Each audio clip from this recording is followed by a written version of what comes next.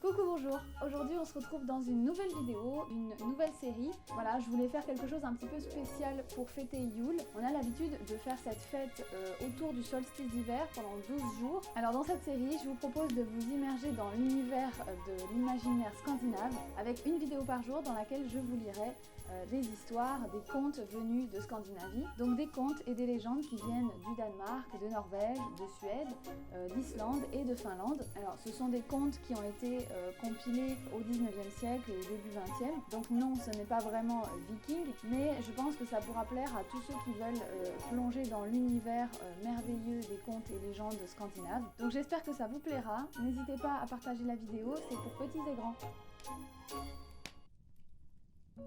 Ainsi va le monde. Il était une fois un homme qui se rendit dans la forêt à la recherche de bois pour fabriquer des poteaux. Ne trouvant pas d'arbre assez long et droit pour ses besoins, il parvint à un tas de pierres. Là, il entendit des mugissements et des cris, comme s'il était aux portes de la mort. Il grimpa et découvrit que le son provenait de sous une grande pierre plate, placée au sommet de l'amas de pierre. Elle était si lourde qu'il eût fallu plusieurs hommes pour la déplacer. Le bûcheron regagna alors les bois, scia un arbre et l'utilisa comme levier pour déplacer la pierre. Mais voilà que rampa un dragon, bien décidé à le dévorer.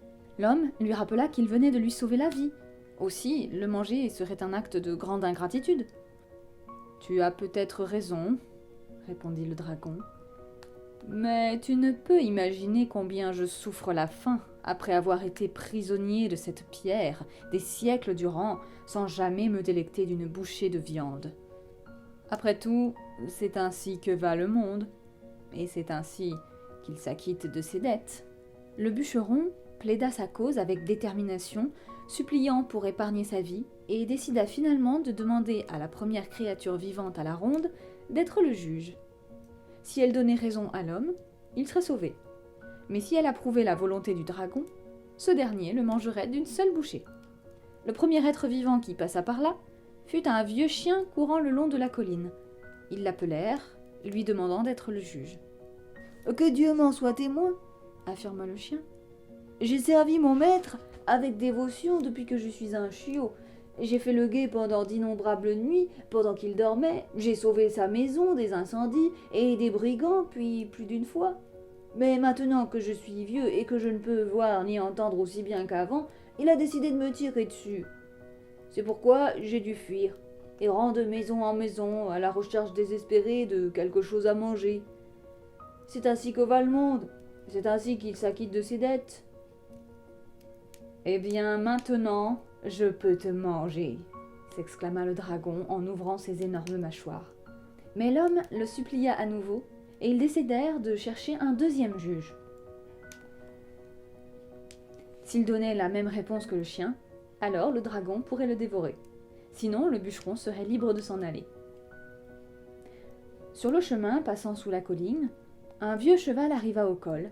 Ils l'appelèrent et lui demandèrent de régler leurs différends. Il accepta volontiers.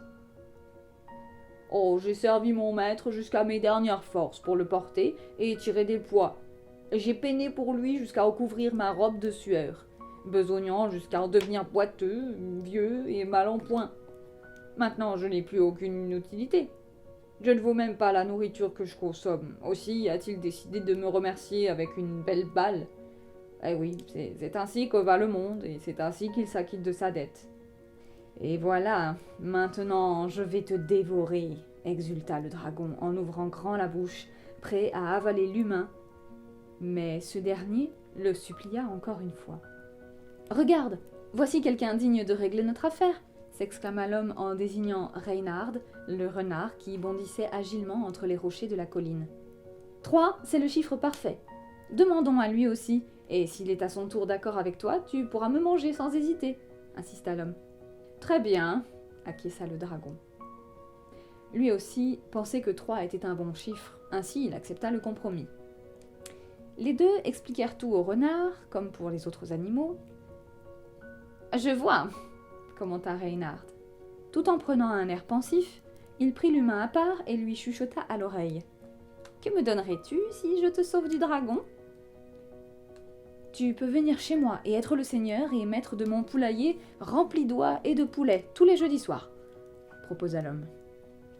Eh bien, mon cher dragon, c'est un nœud difficile à défaire, hein. Je n'arrive pas à comprendre comment toi, si grand et si costaud, tu peux tenir sous cette pierre plate.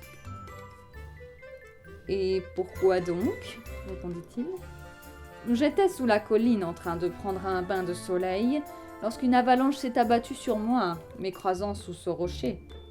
Je vois, c'est une histoire vraisemblable, poursuivit le renard. Et pourtant, elle me semble encore assez étrange. Je ne la croirais pas tant que je ne l'aurais pas vue de mes propres yeux. L'homme proposa alors d'en faire une démonstration, et le dragon se remit à ramper dans le trou, et aussitôt les autres retirèrent le tronc soutenant le rocher, celui-ci finissant par piéger à nouveau le reptile. « Maintenant, tu resteras là-dessous jusqu'à la fin des temps, statua Reynard. Aurais-tu vraiment mangé celui qui t'a sauvé la vie ?» Le dragon rugit et gémit, les suppliant de le libérer, mais les deux s'en allèrent. Le jeudi soir suivant, Reynard se présenta au poulailler, caché derrière un tas de bois. Quand une fille vint nourrir les poules, le renard se glissa à l'intérieur de l'enclos. Personne ne le remarqua, et en quelques instants, il avait déjà mangé l'équivalent d'une semaine de nourriture. Il était si plein qu'il pouvait à peine bouger. Lorsque la fille revint le matin, elle trouva Reynard ronflant bruyamment, embrassé par les rayons du soleil, ses quatre pattes écartées et son ventre aussi rond qu'une saucisse allemande. La jeune fille appela ses compagnes et elles arrivèrent avec des balais et des bâtons, frappant le renard presque à mort. Au moment où il pensait sa fin proche, Reynard repéra un trou dans le sol et de là il s'enfuit en boitant jusqu'au bois. Aïe, aïe, comme ce dicton est vrai. C'est ainsi que va le monde et c'est ainsi qu'il s'acquitte de ses dettes.